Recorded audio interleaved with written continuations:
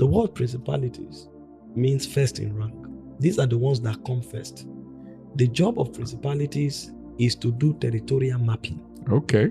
That's how the demonic works. If you study Ephesians chapter 6 from verse 10, the Bible said, to be strong in the Lord and the power of his might, put on the whole armor of God, wherewith you are able to stand on the wiles of the devil. He now said something. He said, we wrestle not against flesh and blood, but against principalities and powers, against the rulers of the darkness of this world, against spiritual wickedness in heavenly places. These are fallen angels. They are not demons. Demons possess people. Yes, sir. But fallen angels possess territories. They possess systems. They possess atmospheres so that they can exert government. And the way they do it is that principalities come first. When principalities come to a territory, they map it. So they find out the graces that are there. There are people who are prophetic, so they are quick in picking signals. The principalities know them. And he knows the kinds of weaknesses that affect those people. There are people who have the gift of faith, so they are authoritative. The principalities know. So why these ones who have power fall to pride?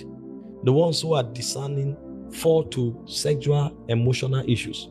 So the job of the principality is to create a mapping. When it creates that mapping and creates a quadrant, the powers come. The duty of the powers is to create addictions. So if the principality comes to a neighborhood, there are prophetic people here. He creates a system that will facilitate seduction. Oh, wow. So you find people begin to dress naked, people begin to do all of those things. He's targeting those who are emotionally intelligent, emotionally sensitive, and highly discerning, so that he can weaken them. All these systems will make it easy for the powers to come. So when he said we wrestle not against flesh, but principalities and powers. It begins first of all with trends. It begins with the operational modalities of a territory. That's the structure of principality. So one of our battles is to pull down these things. That's why you see that some of these things that are not scriptural, but we love to practice them. We don't know where they come from. We have to fight those things, because that's where the devil traps a generation from. When these things happen, powers now come in. Powers now come to create addictions.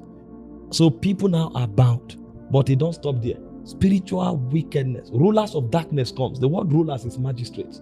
They create a law. That's when these things become traditions. They move from trends, they become traditions. So you see that even those who are not under the influence of that systemic operation, they now come under that influence because it's now a pattern. Exactly. When like beard gang and all this other people stuff. There, then spiritual wickedness comes. That's where afflictions and all sorts of things come. If you pick one case scenario in Africa, for example, you look at the case of maybe trends around slangs. People don't know that these things are spiritual systems. Principalities come, invest in people who are influential because they give them the influence, and they start creating slang. You hear everybody saying, "He choked me." What does it mean? What does that mean? He choked me. He choked me. And then people think it's slang, and then they are talking it. As it becomes their language, powers now come and make it become part of their vocabulary. It's an addiction. Even when they are talking in organized forums, they don't know when they utter it. As harmless as it looks, because they have said it in the spirit, is a law. Because there's no idle word. Now, so a ruler comes and begin to legislate and litigate on the basis of that law. So your business begins to choke. Your life gets frustrated. You said it, you opened the gate.